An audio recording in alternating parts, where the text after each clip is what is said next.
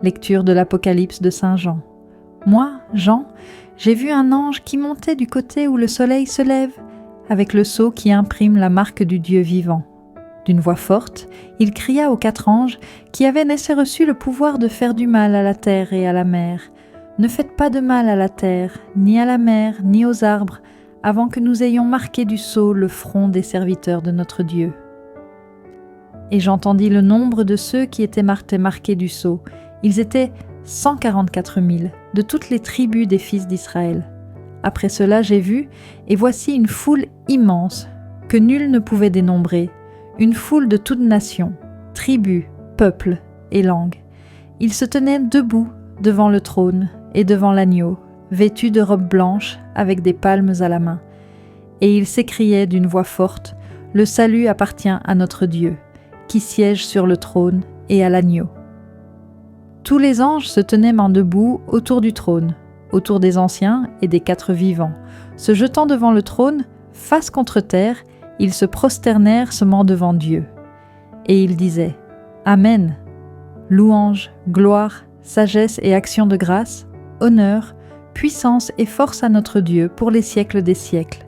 Amen. » L'un des anciens prit alors la parole et me dit « Ces gens vêtus de robes blanches, qui sont-ils et d'où viennent-ils » Je lui répondis « Mon Seigneur, toi tu le sais. » Il me dit « Ceux-là viennent de la grande épreuve. Ils ont lavé leurs robes, ils les ont blanchies par le sang de l'agneau. » Lecture de la première lettre de Saint Jean.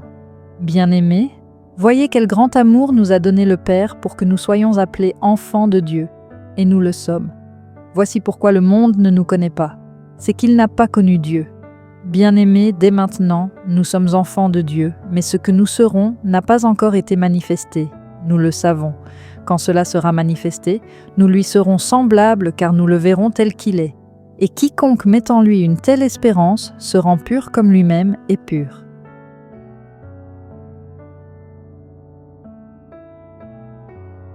Évangile de Jésus-Christ selon saint Matthieu. En ce temps-là, voyant les foules, Jésus gravit la montagne.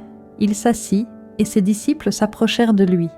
Alors, ouvrant la bouche, il les enseignait. Il disait « Heureux les pauvres de cœur, car le royaume des cieux est à eux. Heureux ceux qui pleurent, car ils seront consolés. Heureux les doux, car ils recevront la terre en héritage. Heureux ceux qui ont faim et soif de la justice, car ils seront rassasiés. Heureux les miséricordieux, car ils obtiendront miséricorde. Heureux les cœurs purs, car ils verront Dieu. Heureux les artisans de paix, car ils seront appelés fils de Dieu. Heureux ceux qui sont persécutés pour la justice, car le royaume des cieux est à eux. Heureux êtes-vous si l'on vous insulte, si l'on vous persécute, et si l'on dit faussement toutes sortes de mal contre vous, à cause de moi. Réjouissez-vous, soyez dans l'allégresse, car votre récompense est grande dans les cieux. Aujourd'hui, l'Église célèbre la fête de la Toussaint. Des hommes et des femmes que l'histoire des grands a souvent ignorés, car la perle précieuse de leur témoignage était recouverte par le voile de l'humilité et de la discrétion. Des hommes et des femmes qui ont puisé dans la plénitude inépuisable de celui qui est seul saint, et en ont fait vivre un fragment, offrant leur visage concret pour s'y incarner, comme dans un symbole vivant. Chacun d'eux est une petite lumière, mais unique. Ils ont vécu pleinement leur vocation à être pleinement eux-mêmes, selon la prodigieuse originalité que le Créateur avait placée en eux.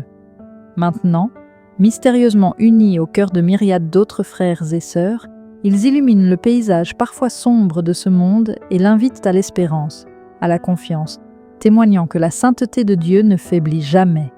Elle ne cesse de se communiquer, elle ne cesse de s'associer à des hommes et des femmes simples, riches seulement d'une disponibilité désarmante, d'un abandon humble et transparent. Aujourd'hui, la parole nous rappelle que la sainteté n'est pas réservée à quelques élus, mais qu'elle est une invitation pour chacun de nous.